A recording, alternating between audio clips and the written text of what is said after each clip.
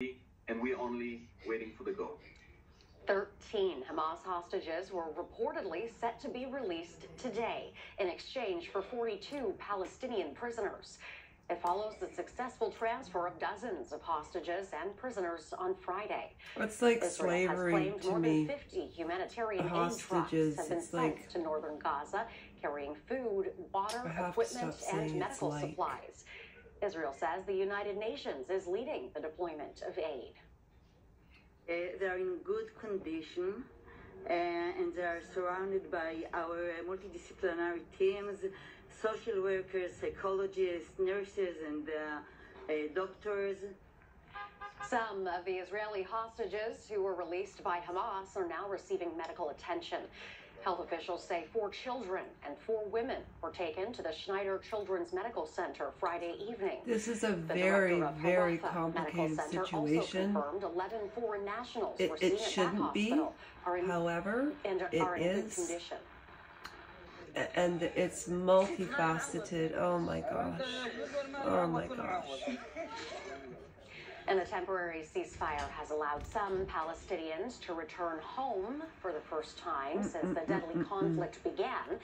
Many have nothing to return to, with weeks of heavy Israeli bombardment destroying countless buildings. The conflict has claimed the lives of more than 14,000 Palestinians and more than 1,200 Israelis. You can donate to help people, you know. 1.7 million people have been displaced. Oh, in Gaza. 7 million UNICEF people. says a lasting ceasefire is needed to address a humanitarian crisis in Gaza. I know rents in Canada are ridiculous, and look what they're doing in Toronto, but could you imagine that? We can't help the country we're born in, though, and we can't really complain unless we're going to do something. Debating is great, but what does conversation accomplish? It brings awareness, but what's the next step then? Meantime, an online petition urging Prime Minister Justin Trudeau to demand an immediate ceasefire closed Thursday with a record-setting 286,000 signatures. This is the highest number of signatures on any parliamentary e-petition.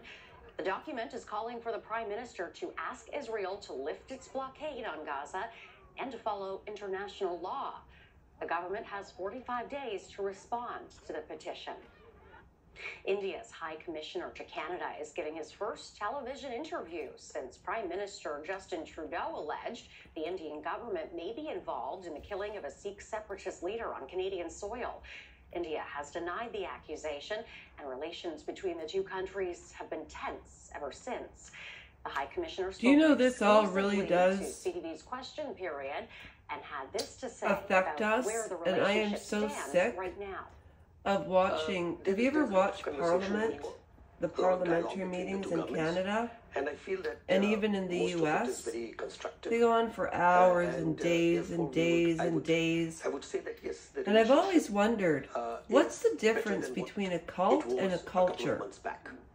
Because every time I watch an American debate, it's like they have these fake answers ready and how to give a speech properly, and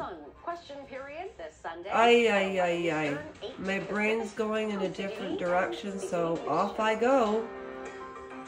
Those hoping to travel between the island of Lasha knows best. this weekend may want to Keep care of yourselves. I'll do the same. Bye. As the